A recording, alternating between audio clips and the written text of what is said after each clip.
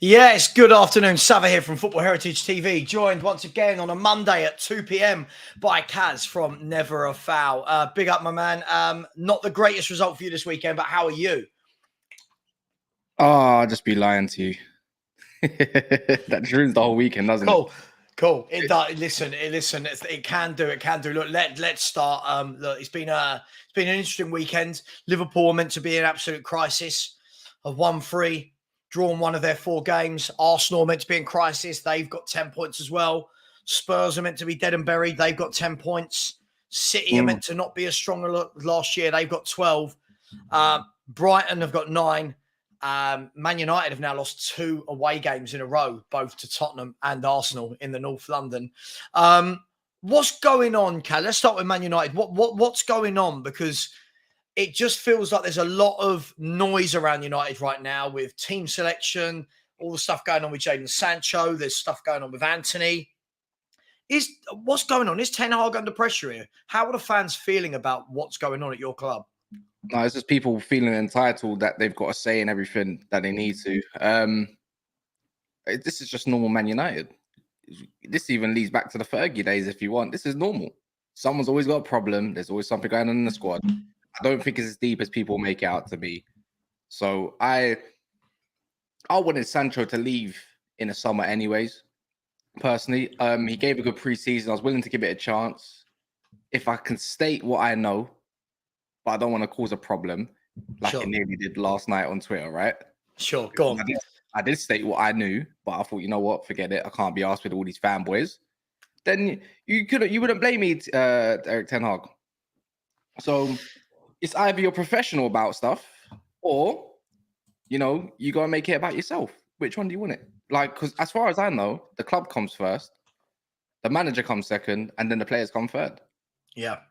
Well, look, let's move away for the moment from the game. I want to talk about this situation at the moment with Sancho because obviously it's been brought into the light. For me, I don't think these situations should ever be in front of the camera. I think Ten Hag had no need to say what he said. He could have literally just said, "Oh, I made the decision not to play him because I felt this was the right squad to go with." Sancho then hit him back. I get it. He wants to defend himself, but probably not the greatest thing in the world to do. Now, has it just given you another unnecessary problem on top of the problems you already had to deal with? What's your take on this whole situation? No, I've been in many ways. I don't care. I think for the players that we need and the players that I want, I'd rather Palestri over him anyways. Since Sancho's been here on his 350k packet per week and 72 million signing from Dortmund, he hasn't put up 1, 9 or 10 out of 10 performance in his whole time at Man United. He's had 3 different managers. Ollie bought him. Ollie dropped him. Ragnick dropped him. Now he's had a year under Ten Hag, and he's also dropped him. Yeah. Why is that a thing? Southgate's already criticised how bad he is at training. Did you not? Did he not? Like during the World Cup? Was it the World Cup or was it the Euros? I think it was the World Cup. It was one of them. It was definitely one of them. Yeah. He's talking about his training and stuff like that. So why is it all a thing? This is what I mean. We all talk about mentality, but then we talk about players not being the same. Like, if a player has great mentality, you can get called out. Don't get me wrong. I've seen Fergie call out players. I've seen Mourinho call out players. There's always a response. Yeah. This just tells me all I need to know about the player's mentality. I don't like it. It needs to get out of the club. See, this is what I mean before. This isn't Ten Hag signing. Don't get me wrong. Anthony has been poor, but at least with Anthony, like what I see all the time, he trains very well and he shows fight. Yeah. He doesn't complain if he gets dropped. Don't get me wrong. You can have a tiff a little bit if you get subbed off. That's normal emotion. So for him to come out in a statement shows me everything I need to know and everything I need to know about what's going to go on and happen in your career at Manchester United. And that's fine by me. It's probably just not a good fit. The thing is, beforehand, managers used to go, and they still do a lot of them, they go meet their parents, go see what their family like, so they know what you're like. And they usually they always look towards the mum. Right. It hasn't happened under any signings with Ollie, Mourinho, anyone else that's been in and around the club. The last person they done it to was LVG. It's not actually unknown for Man United again, where a manager has a decent first season and everything goes tits up in a second. So it's always the same thing all the time. I think sometimes you get these situations, right, where players and managers clash, right? And you just go, oh, it's the wrong player for the wrong manager or whatever you want to call it. But you're right. When it happens with another manager. Another manager can't get the best out of that player. I suppose you could liken it a little bit, Kaz, to what's going on with Ndombele at Tottenham, just as somebody's mentioned him here. You can talk about players' talent all you want, but talent's only half the game. If you don't have the right work ethic, if you've now got 2, 3, 4 managers that are all struggling to get the best out of a player, at what point does it become the issue is on the player? The issue is not on the manager. But was he right to call him out? Forget your feelings on what you think about Sancho. Was he right to call him out publicly like that? They asked a question and he just told the truth. He's not training well. It's not like he told him that he's a bastard or he's something like this. He called him names. He just said his training levels have not been up to the standard as what we'd like. Yeah. Slowly but surely, Ten Hag's getting a squad that he wants in. And he's trying to get rid of players that weren't his, right? Which is definitely fine. That's what you should do under a manager. So the way I look at it is he's helped him out. Let me put this in quotations. Helped him out last year, since he went to a training camp. Yeah. Quotation marks again. A training camp and a rehab, right? So he done it all in silence already. Well, he came back. Guess what? Still didn't perform. Mm-hmm. Comes new season, trains really hard. Didn't get the start over in Wolves game or the Spurs game, right? I can definitely see there's going to be a reaction. Why? If you trained well all pre-season, right? You look like one of the better players. So even if it's the last call is maybe to call him out a little bit publicly, see if he gets his arse into gear. But now I think it's kind of a clever play by Ten Hag. But do you think from that you've seen the reaction that he probably would have expected? So I think when a manager calls a player out, you got 2 ways to go, right? There's 2 journeys there. It is right. I'm going to show him. I'm going to shut my mouth. I'm going to turn up to training. I'm going to be absolutely brilliant. I'm going to make it that he's got to pick me. Or you can go down the route of biting back immediately on social media, calling the manager out. And for me, that's just not needed at United. I think you've got bigger fish to fry at the moment than dealing with Jadon Sancho, right? Yeah. So I just think Ten Hag I think Sancho played right into his cards. Just showed everyone what he's really like. Yeah. And for some that do know some of his friends and everything around it and what they post on their social media, like it's not getting scoped and stuff, what he's like. So, anyways, is what it is. I don't think he's even taking it to heart, anyways. Ten Hag for getting called out, but the thing is with Man United, no manager's really ever got a hold over a squad. There's always the bits and bobs. Jose Mourinho, don't you remember Marcel and Pogba? They got him out. Yeah. Out. A few of those boys got him out. Yeah. Ollie got thrown under the bus, right, by pretty much by half the squad. So this is Ten Hag's way of, I feel, of making the squad saying, this is my team, not your team. This is what I'm going to do. You're going to respect it or you get out. It's as simple as that. I think that's going to be the case. So there's some hungry young players there. That's definitely putting better cameos than he has in 2 years. I mean, look, Garnacho's putting better impact substitutions than Sancho. Pelestri, when he's come on, he's made better cameos than Sancho. And that's in the minus. You got someone called Amad Diallo who can't wait to come back to have a chance. Do you get what I mean? So this, yeah. So good luck to him, innit? But I don't think it's going to be at Man United. I just don't think he suits the Premier League in general. There's a reason why, don't you remember, like, he used to be in Man City's academy. Yeah. Pep let him go out to, He left. Pep wanted him to stay. He said, if you stay here, I'll make you a great player. Nah, he thought he was better than what he was. Mm. He needs to go back to Germany or something, I reckon. So let's move to the game. I want to start with, from the weekend's games, I want to start with Man United, Arsenal. Obviously, it was the biggest game on the cards. For you, was it a 3-1 defeat? Should you have lost that game 3-1? How do you think you played? Were you convinced by either United or Arsenal? I think Man United nullified what they wanted to do. They took out any electricity out of their game. Yep. Pass up on the back. They didn't want to press. They probably thought, which at the time as well, I think Arteta might have thought, let them have the ball and we'll counter off their own mistakes, which, to be fair, which they did, but that's the same thing Arsenal did. We won the ball back very quickly. It was an even game, and you can talk about dodgy decisions. talk about the way, you know, Gabriel wrestled Hoyland down. Like you can't tell me that's not a penalty. I don't give a crap when anyone says when it goes for a penalty, don't get me wrong, there's soft ones and there's obvious ones. When you're a defender or anyone that's been in defense, do you play the man or do you play the ball? Which one gets you a penalty? Yeah. No, I hear you. I mean, I thought that was soft. I did think that the Havertz one was soft as well. But for me, I thought it's difficult when I'm looking at Man United. I do think you're in a... Sorry? It deserved a draw overall. I mean, look, I thought it did. But football doesn't work that way. But football doesn't work that way, unfortunately. Of course it doesn't. Of course it doesn't. Now, when you look at it, right, you ended up at the end, and I would love to get your take on this, Kaz. You know what I'm going to ask already, don't you? You know what I'm going to ask. You ended up with both Johnny Evans and Harry Maguire on the pitch at the same time in an away game where you know you're going to have an onslaught from the home team. You know it, right? You knew it. I think the commentators were saying it.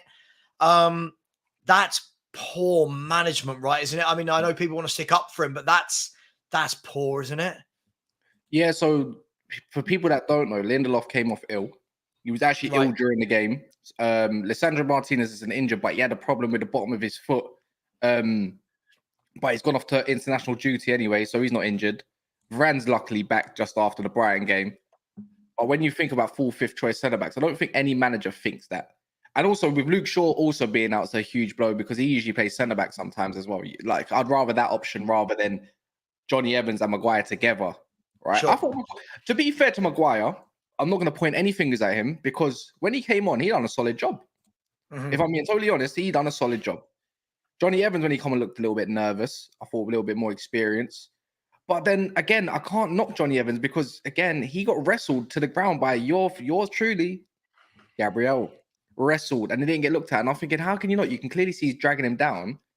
But you know, Onana should be saving that, in my opinion. What the shot from Rice? Are you saying? Yeah. Like that he should be parrying that away. I mean, it took a bit of a cruel deflection, but I'll be honest. My first thought was, it wasn't that harsh. Did the keeper let that in a little bit too easily? Did it come at him a bit of a surprise because of the deflection? But the bigger thing for me would have been, Kaz, how in your own box because I believe that all took place from a corner kick, right? It was a corner. And how on earth was Declan Rice allowed to be by himself for so long to be able to bring that ball down, turn, swivel and volley towards goal? So we know this from Nottingham Forest. It's the lapse of concentration when it matters. Yeah. And it kind of makes me think, I saw Casemiro, he was dealing with his area at the back with Johnny Evans, and no one was commanding it. No one was making sure, like, even Onana, to be fair, you're a vocal. Why are you not pointing to someone to get him at the back? Yeah. No one was there. But, you know, look, it worked. Arsenal got 3 points. You could say it is what it is. It doesn't paint the full picture, but I can say I'm taking way more positives from that game as a Man United fan, from the way we nullified an away team that was supposed to batter us, by the way, right? Then what Arsenal can take that as credit.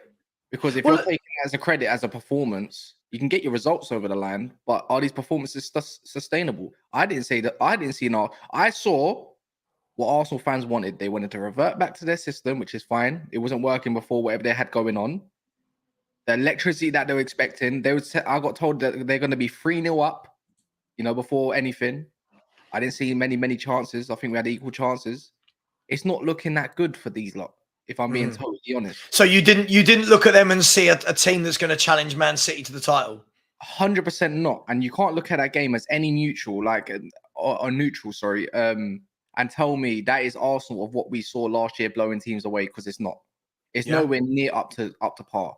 And it's fine, to be fair, because the way I'm looking at as Man United standards, I'm just trying to secure top 4 before I start looking at challenging for a league, right?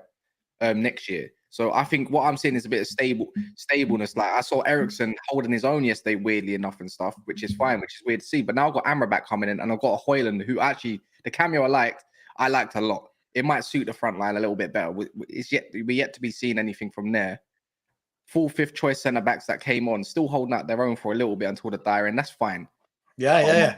But what I'm trying to hold Arsenal towards is you're at home to now Fulham, Man United, and Nottingham Forest, not convincing. Away from home to Palace, not convincing. But it doesn't look composed. The difference with Man City, they don't look massively convincing until Fulham. But the difference is they know how to do it and they're composed. Do I want Man City winning a 4-peat? No. I need Arteta to get a gear. Like they need to get a move on. Because sooner or later, a different team that's got a better attack than Man United is punishing you tenfold.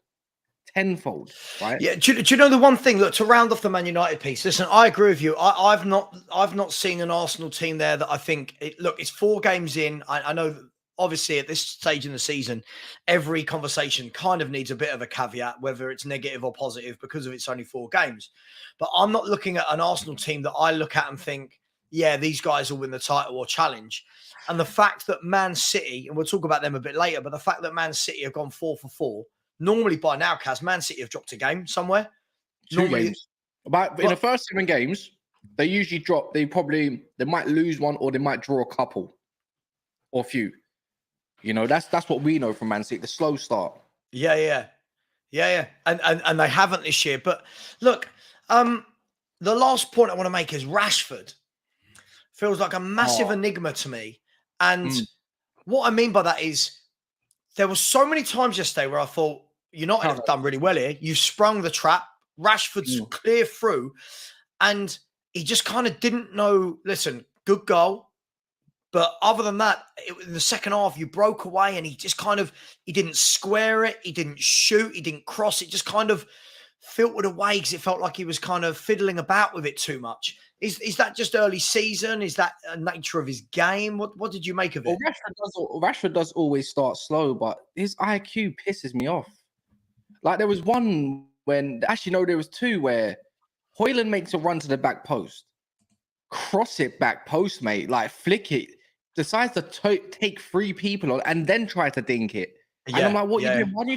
Why don't you take, who is it? Number 6, was it? Take him down the byline. Yeah. Cause an issue. Like, even if you don't beat him, get a corner or something then. You know, make sure like these Arsenal players are running back full sprint like they were. Yeah. You know, and then there was another time, like, don't get me wrong, the Ben White one was good. He flip-flapped him and then, you know, he put into the box Højlund and he scores. I think it was Saliba or Gabriel with a brilliant block. Can't knock that from them. Like he's just greedy. Like I think there was another time where he had the ball in the first half, and I think Anthony was totally free on the right hand side, totally free. So Zinchenko's left, and there's just Gabriel, Saliba, and Ben White tracking back to get Rashford. He just misplaced passes. It's just little decisions.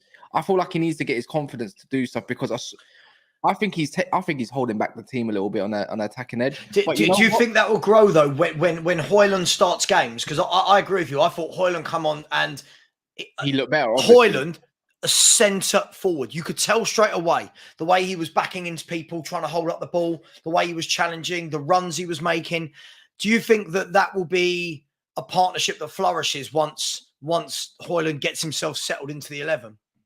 Yeah, I think Højlund's going to be a problem. He's a lump, and he's not afraid to take on the guy. Like I saw with Gabriel, like every time he was taking him down, and Gabriel was struggling against him. Let's be honest. We'll have to see if he benefits the wingers a lot more. Like even just little bits of hold up that I saw from him I saw us getting into the game a little bit more, and you can't sit there. And I saw 90-minute tweets, by the way, like 90th-minute tweets. Arsenal say, "How the hell have we not won this game? You know, what has Arteta done? This, that, and the other. How have Man United grown into the game? And this kid, who is this kid?" And then all of a sudden they go score and they forget about that. Like they forget about the actual performance and go off the result. To be fair, a win's a win though, innit? I'm taking 3 points. I done it last year. It felt like Old Trafford, but last year. Right, yeah. I hear exactly the same thing, right? So you play your game, you go, what is it, 1-0? Did they go 1-0 up? I'm not too sure if Arsenal, I was there to be fair. I don't know if Arsenal went 1-0 up, but I think we went 1-0 up. No, tell a lie, we went 1-0 up. They got a disallowed goal, then we went 2-0 and so forth. Like, it felt a little bit similar, and then they get a consolation goal towards the end through Saka, right? So I look at it like that. The performance of Man United weren't great, to be fair, like too amazing. But they got the result at the end of the day, and you're going to take it. But that's first year, not your fourth year. Anyways, as credit to Man United, I have to say to Arsenal, they still got the results and they can still get better. So absolutely. they go from this 2-week break, reassess, players are more match sharp, and then they can go and blow away teams that we know. I'm not too sure they got next, but I'll be watching. Obviously, I'll be watching them. I need them to win. I need Man City to lose ultimately. I don't want them winning the league. Why would I want Man City doing a 4-peat? That just shits on Fergie's legacy all over, twice over. So obviously, I don't want to. Yeah. I mean, well, look, let's move to them then, and we won't spend as long on the other games as we did with obviously Man U Arsenal, the biggest game of the weekend. But look, Man City, it's worrying. Man City don't start well. I think the first 4, 5, 10 games of a season, Man City play, everyone goes, oh, City don't look like City of old. They haven't kicked into gear. They're not playing good football. The worrying thing this year, Kaz, is they've got 4 wins from 4 without actually having to really step out of first gear.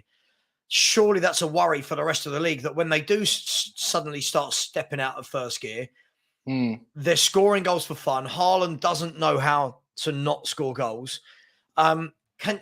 Realistically, can you see anyone beating them to the title this season? No, not to the title. Do I see them losing this year? I think so. I think John Stones is still a big miss for them, the way they want to play, but they're managing. That's the difference. They're managing. I don't see who's going to be performing against them. It'll be interesting, and it'll be a lot more clear when other competitions start going on. And I think that's what we can potentially see from it. But no, not really. Like, even if City go to the Emirates, I think they're going to slap him. That's on current form. But form can change in a heartbeat. So yeah, of course it can. Yeah, of course it can. It can change. But the worrying thing is that the City tend to get better as the season goes on.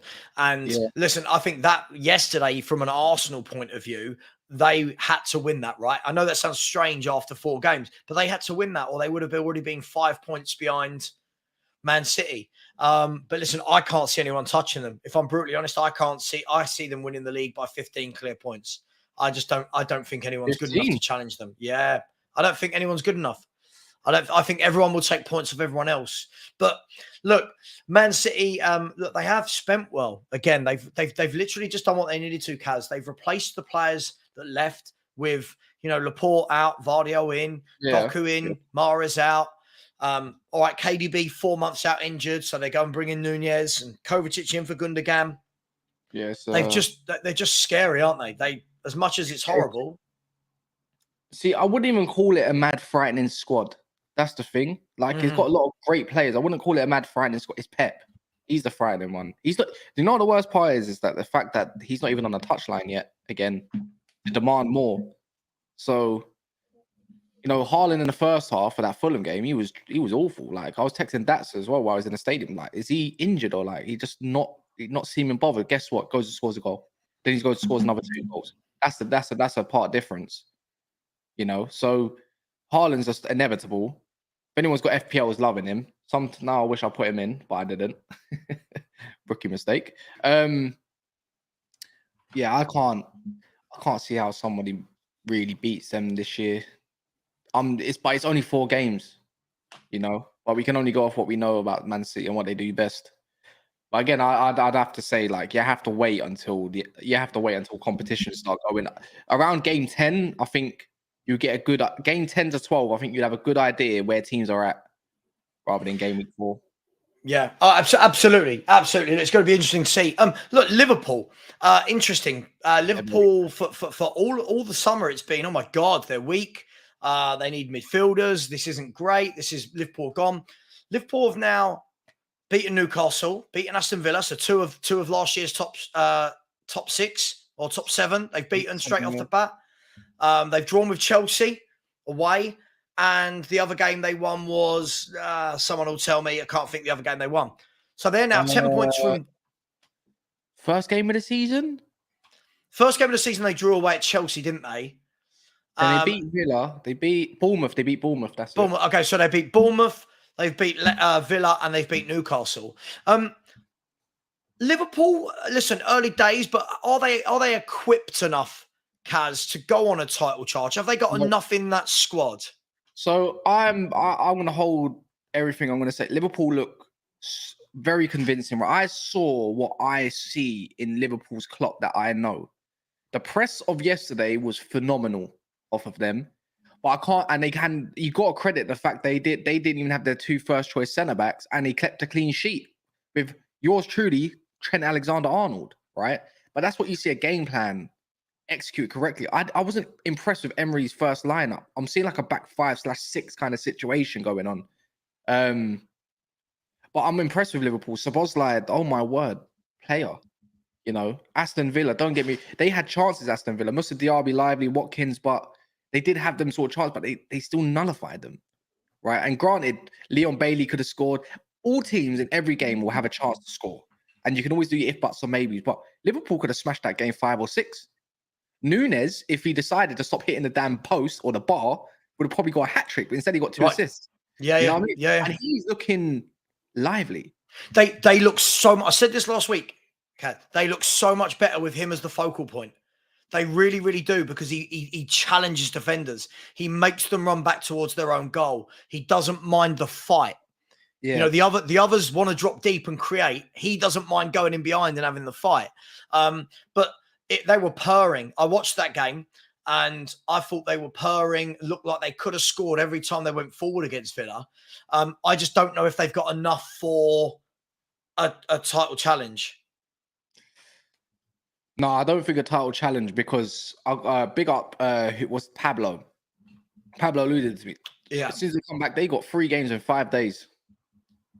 They got a game on a Thursday, game on a Sunday, then they got a cup game on a Tuesday, and then they go back to another game on a Sunday. You know, and then back to Thursday. Or something like that. So I'm gonna I can clarify it. Give me 2 seconds. Liverpool fixtures. This is where, you know, I feel like they still got the good squad and everything. Look, cool. They got Wolves on a Saturday, 16th of September. Granted, cool. 5 days later, they got Lask on a Thursday. Yeah. Sunday, they got West Ham. And then 2 days later, which is, you know, they got Leicester City. And then 4 days later, they got Tottenham away. Mm-hmm. Now, that's the build-up of a hectic schedule. Yeah, for them. Yeah. And if they want to go further in the competition to go win it, this is where it starts. It starts killing your form. But this is where you look at the squad, and I look at Gravenberch, Endo, you know, and stuff like Bajcetic when he comes back. They can refresh their midfield a lot. Do you know what? For all that, Kaz, you know, I'm so glad you brought that up. And by the way, big up. I haven't asked once yet. We're 28 minutes into the show. There's over 425 of you in here at the moment. Only 111 likes. Come on, Kaz will tell you. Likes are the way that we get paid, so to speak. That's like rent. This is a free show. Just smash the like button. No one's asking you to put in super chats. No one's asking you to be a member that costs money. But please do like. And if anyone would like to subscribe, my link is in the chat. I'll put Kaz's in shortly. My link's in there and it's pinned. Subscribe to Never a Foul as well. Let's show some love, hey? People giving up their time to put in a lot of good shows for you people. So please do that. Yeah, Kaz, I'm glad you said that, because I think that people have been overreacting when they're talking about the midfield. And people saying, oh, they need 5, they need 6. I think what Klopp will like is he's got 4 in there now, right? He's got 4 in there. Two very, very good players in McAllister and Szoboszlai, who I really like, by the way. I think Szoboszlai is really good.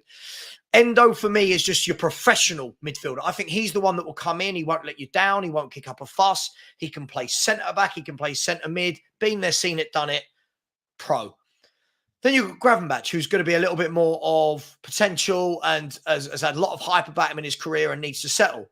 But behind that, they have got Elliott, Curtis Jones, Bajcetic. You know, they've got some good, young, exciting players in there as well. And I think they're going to be in that top 3. I think they could even finish second. You know, I think they're a good team. You know what? I won't get too gassed of it because I need to see it in doing Europe. And I don't look at Klopp as someone that wants to come out of competitions like early either. Like, you know, there's the Carabao Cups and the FA Cups. There's an unknown entity in that Ben Doak. They still got Thiago as well. People forget that, and so forth and so forth.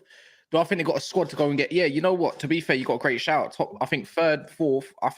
I think top 4 for me in my head is nailed on.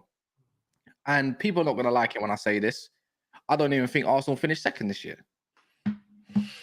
I think there's going to be a drop off from them personally. I think Thomas Partey not being there, and also the fact that they didn't get another centre back, to replace what's his name, Rob Holding. I think that could be harsh for them. I think even second place is up for grabs. I agree. I think second, third, fourth are nailed on teams for me, and everything else is up for debate. I've seen enough, and you know what? Like, don't think Chelsea are good enough. I think there's going to be gaps within Tottenham. Don't get me wrong. I like what I see though. It must be nice being a Spurs fan, seeing something different after how many years, right? And I think eventually it will get its way. But I think they got definitely a question for 6th, 5th place, in my opinion. From what I can see at the moment, it's just that if you do drop down like a Basuma or a Maddison, you're pissed. That's the difference. Right? Kaz, this is what I've said, right? People keep asking me and saying, where do you think Spurs will finish? I think it's a really difficult one because I think our first 11 is really good. I think we've got, but this is kind of like the Poch days again, Kaz, right? Where you've got the good first 11. And if, being the biggest word in football, if that 11 plays every week, bearing in mind we've only got one game a week, I think we'll do really well. I think we'll make 4th or 5th. I truly believe it. However, the drop from Basuma to the next guy is huge. The drop from Maddison to the next guy is huge. The drop from Van de Ven and Romero to Dyer and Sanchez is huge. So injuries, all this. I'm just saying this. If Spurs can get Europe, I think it'll be a good year. Postecoglou's first year, new philosophy. Europa League, Champions League. Europa League, I think, is more realistic. If you get Champions League, I think you've got to be talking about this guy having manager of the year because he's come into an absolute mess and sorting it out quite quickly. But I want to move to I don't want to spend too much time. We talk about Tottenham all the time, and obviously it's me being a Spurs fan. But I want to talk about Chelsea. This will not go away, right? It's almost the gift that keeps giving. Chelsea didn't actually play terribly. Again, loads and loads of chances. They create for fun.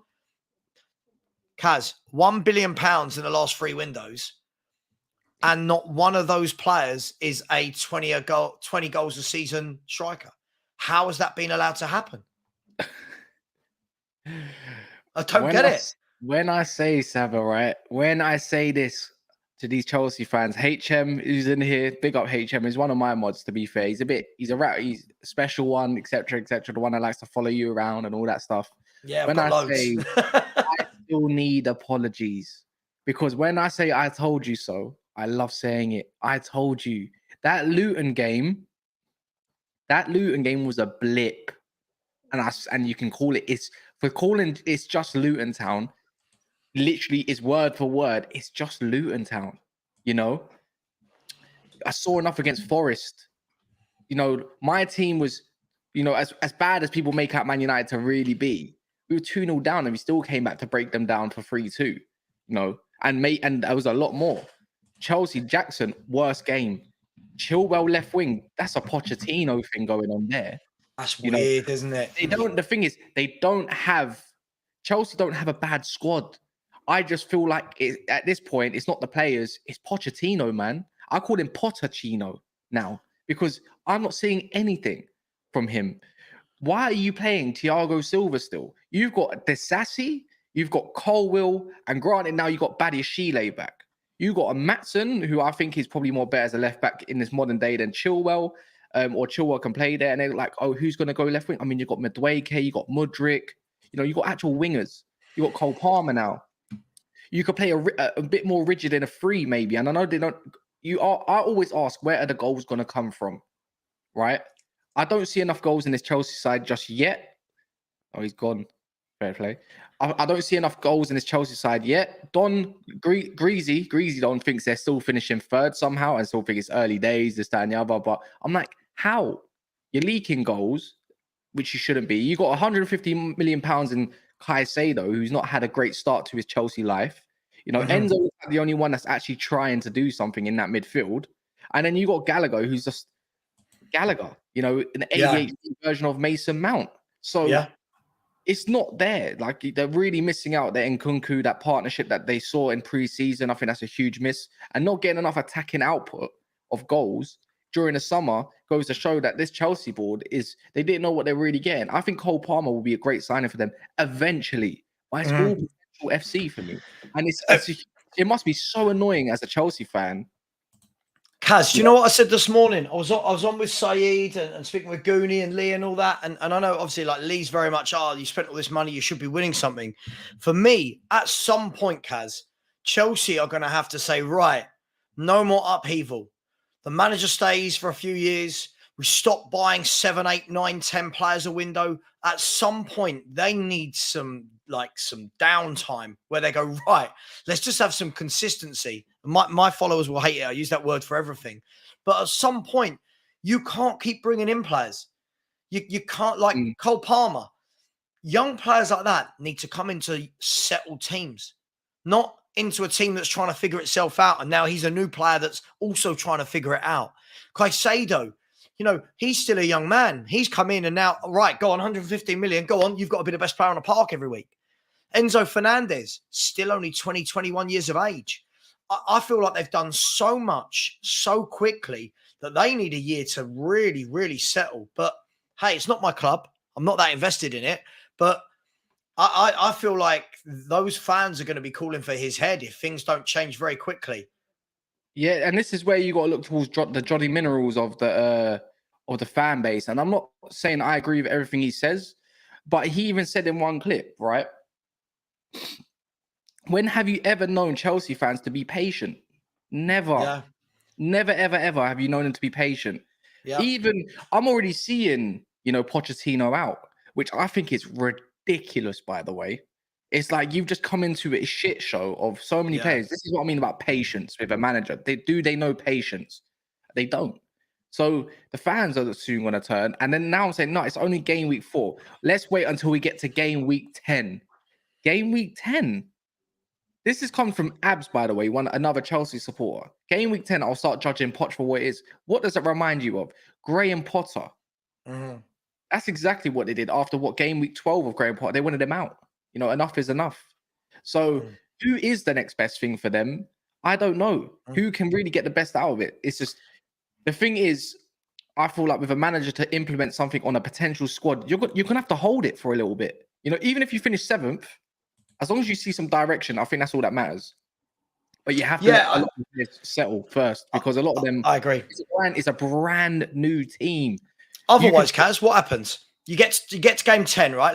We'll come back to this Ndombele news before we go. Otherwise, what happens? All right, let's get to game 10. We've judged. We don't like Pochettino. Brilliant. What happens then, Kaz? Get rid of him. You bring in who? All right, Nagelsmann, for example, was used on the other show. Brilliant. Okay, you bring on Nagelsmann.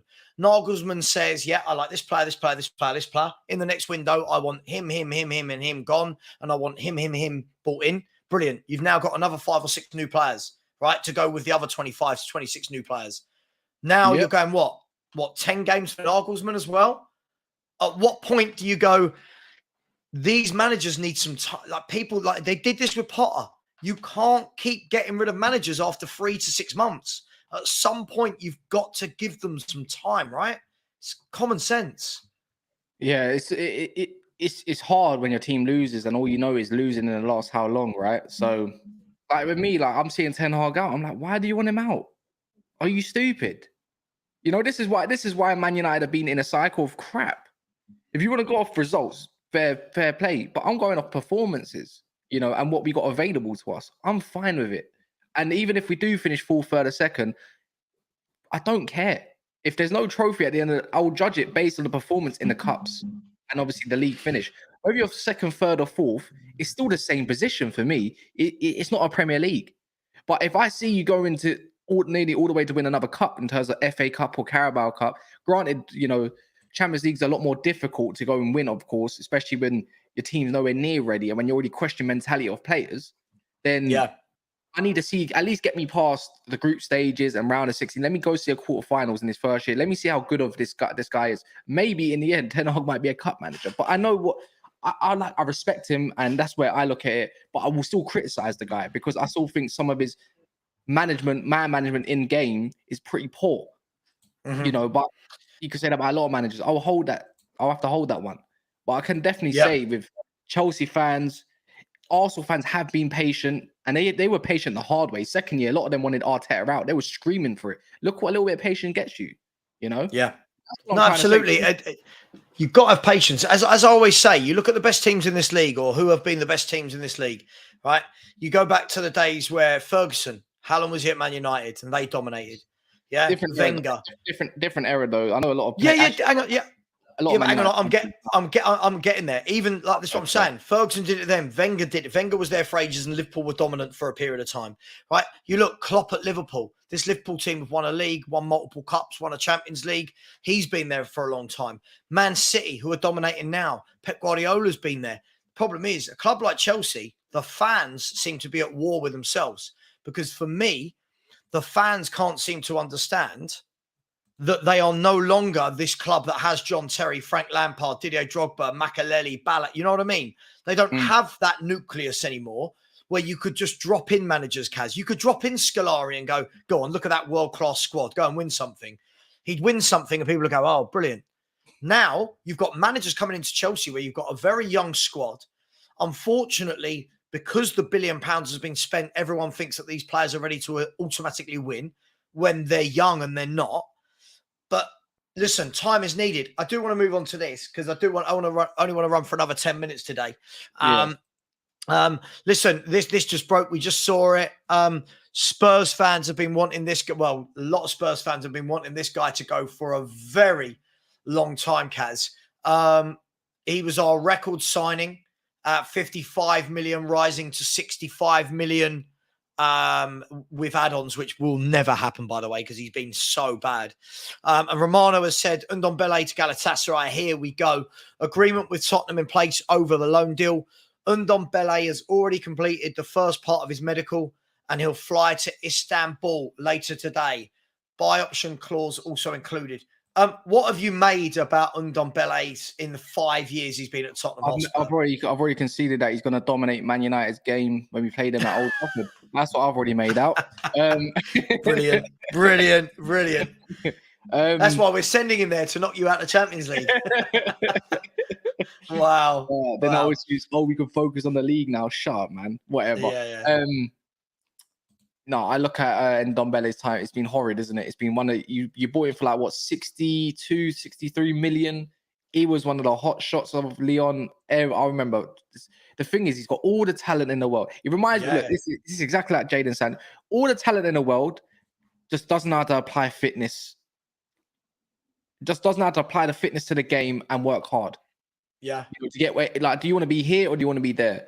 He's had all different managers. He ended up having a great start for Napoli, then he fell off. You know, it's just a little bit the same. It's just a waste of talent, in my opinion. I think Tottenham fans can tell you. The thing is, I like him. I still feel like there's something in there. Like if someone was to really engage him as a character and have the arm around the shoulder, he might be inclined to work kind of hard. And I think even Tottenham could still do with a profile like that. But the thing is, I think, you know, when a relationship between the fans and the player is gone, it's gone. And that's the way I look at it. And obviously Tottenham fans know better than us. They've had enough.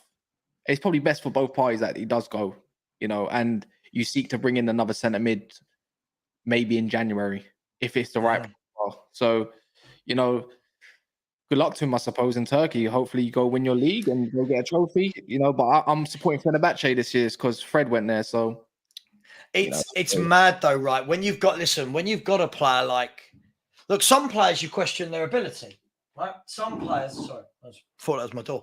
Some players you question, are they good enough? Ndombele is a fantastic footballer. There's no doubt. His ability is ridiculous. You watch him, it comes easy to him. But the mindset, the attitude, the application is all completely wrong. And the worrying thing is, Kaz, we signed this guy at 22. He's 27. 27 now, yeah. He's 27 now. 26, 27, whatever it is. What a shame, right? When you're that good at football, that you've gone from one of the shining lights of Europe to not being able to keep a place at Lyon, at Spurs, at Napoli. He played 10, 15 minutes here or there for them. And now you're going out to, all due respect, you're going out to Turkey. It's a failed career in many ways, right? Well, unless you're getting the big bucks, he don't care, does he? Sure. I mean, listen, he won a league under Napoli. He got his title there. I mean, he got to the Champions League where he did. I mean, going to Turkey kind of, for me, it resembles the end of your career. You know, it's Turkey's like there's no other place to go. Nobody else wants you, and they want to. It's a quick, cheap deal for them. You know, he's still getting his wages from you guys. You know, Yeah. but I don't know how many years left on his contract, but I can imagine it's his final one. Yeah, man, it's just a story that we've gone through. You know, probably since you started liking football, that you always have players like this, always. Yeah. You know, so yeah. Now I'm pretty sure Ndombele's got 1 year left on his contract. I'm pretty sure you're just gonna let him go for free. He's got two. How is he's got two at £10 million a year in wages? By the way, he'll be gone. If he impresses, he'll be gone, and he'll be gone for cheap, very cheap. I hope so. And by the way, Dan Kilpatrick, who is one of the senior Spurs reporters, has just announced as well that Davinson Sanchez will be joining Ndombele in Galatasaray, and the fee is going to be just under 15 million euros. So two massive bits of deadwood for Tottenham. Davinson Sanchez, this is his 7th year. Ndombele's 5th.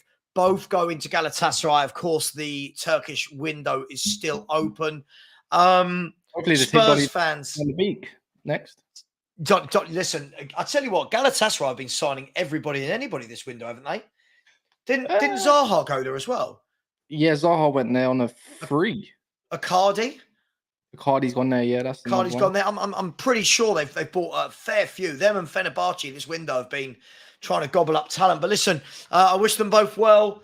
I'm glad that Sanchez is a permanent. Ndombele, we'll see you next summer where we do this whole merry song and dance again. But Spurs fans, let me know how you feel about that one. Listen, guys, before we sign off, we probably should mention Brighton. Evan Ferguson, hat-trick. Look, I think a lot of people got carried away. West Ham beat Brighton, and it was, oh my God, Brighton are nowhere near as good as last season. Again, they've played won 3 of their games. Some wonderful football. Evan Ferguson looks like he's going to score some goals this year. For you, are they right back up there again, the top 6? Nah. No? I have to hold respect to what I said about Liverpool and everybody else, and even my own club and even Arsenal. When they're in Europe, I've seen them. Like, don't get me wrong, I think they'll still be a very, very good side, and everything alongside it. But I think it will catch up to them. You know, a top 6, I think, is going to be too much for them this year alone. Europe's going to be a massive thing for them. You've seen their decent group that they've got as well. Yeah. And maybe they're not used to it, right? They're not used to playing Europe and Premier League, are they? That's why I did think they brought in a Milner, you know, a bit of experience that knows it and stuff like that. I think 7th or 8th smells Brighton for me. Same for Aston Villa. I don't see them finishing no 5th. I think, again, we'll do well in a cup, though. I think Aston Villa got a cup written all over them this year. Yeah, I think Ferguson's is a wicked talent. Another one that's going to go for 100 odd million, isn't he? Does he leave next year? It's probably not even the right move for him to move next year. Maybe the year after, run down the contract a little bit. But the way I look at it, Brighton will do well. They got to come to our gaff next, by the way. I don't think they win this time. I've seen a little bit of a weakness within. Going to be a good game. Going to be a good game. It's going to be a good game. And this time, I think we kind of control it a little bit. And the thing is, I was kind of amazed by the way Newcastle lost in the end. They lost by pure quality, not through runners. I'm not seeing the same Newcastle that I thought I was going to see. I thought, you know what? I've seen a weakness within Brighton. You get up to their face a little bit and show a little bit of strength, they do fall over. Yeah, that's what West Ham did. That's exactly what it is. Sometimes you just got to be playing a bit of a higher line, and you got to be up in their face as much as possible because they got a lot of weak players. Like that Van Heck guy, that's at centre back for them, or whoever his name is, alongside Dunk. Don't get me wrong, Dunk's a wicked player and everything, and he's always going to do well. But I've seen it, and I thought there's a clink in the armor, like a chink in the armor for De Zerbi's tactic. But look, man, this is what they do. You know, at the Amex, there was no way they were going to lose that one, I don't think, in the end. And that's where you start looking at De Zerbi thinking, you know, a bit of respect back on his name, I think. That's the way absolutely. Top manager. And unfortunately, he'll be the first name mentioned when Chelsea sack Poch or you know, when Ten Hag leaves Man United, whatever happens. But listen, Kaz, I do want to leave it there. Listen, really enjoy these quick little chats that we have on a Monday. And thank you so much for your time. I know you're a busy guy and you're a fresh ego kid as well. Something I'm probably too not cool enough to wear, something like that. But listen, thanks for your time, man. I really appreciate it. I appreciate it. It's always good. It's only 50 minutes gone past. It flies by, doesn't it? It does indeed. It does indeed. Listen, guys and girls, there's just over 500 of you in here. Please, as you exit, smash the likes. Just quickly, sorry, Tony Austin has become a brand new channel member. Big up to Tony, who's, of course, part of the Spurs Banbury crew over there, THFC Banbury. Big up to you. YouTube channel member only shows every other week. YouTube channel member only chats in the community section of YouTube. So big up to you, Tony. Thank you for always being there, supportive. Perchy has said Sanchez and Ndombele to Gala. Let's go. Listen, I actually got a phone call asking if I'd pay for their flights out there, of which I've just transferred some money over. So thank God they're both going. And Pac-Man, who's a Man City fan, has said Ndombele is like trapped, talented, but doesn't care. I can't argue with that at all. So listen, I kind of don't get letting go Sanchez. Who's going to be a cover centre back? Davies. No, actually, what they're saying today, they've just put it out there that here you go. I'll show you this. Go on. That Postecoglou's been really impressed with Phillips, who we bought him from Blackburn at 18, and he wants him. He's being made part of the squad. You know what? I like Ashley Phillips. I do. I know who that is as well. Funny enough, that's my friend's little brother. Oh, is it? Well, listen, there's been massive debates between Sean and I in the last couple of weeks. Me, Kaz, I'm sitting there going, I don't want to see Dara Sanchez anymore. Get this kid in. Sean's saying he's nowhere near good. He's not ready and not good enough. Obviously, we've not seen him play live, but from the footage I've seen of him, he looks like a good athlete. I really do need to end the show, though. We can bring this up next week. Yeah, 100%. Little Mank, that's a little Mank for you right there. Salford, born and bred. Is he? Yeah. Is that where he's from? Yeah. Ah, okay, interesting. Well, listen, I'm about to make a video about that stuff. Get over and subscribe to Never a Foul Media. What are you on now, Kaz? What's the next target? 17K, I suppose, but I'm not looking at 17K. I'm looking at 20s. Nice. So not far off there. Going to be going live with Dan Potts in about 15 minutes and Mo. So yeah. Yeah, listen, completely agree. These guys are flying. Get over there, subscribe to me as well. Much love. Take care. And as always, come on, you Spurs.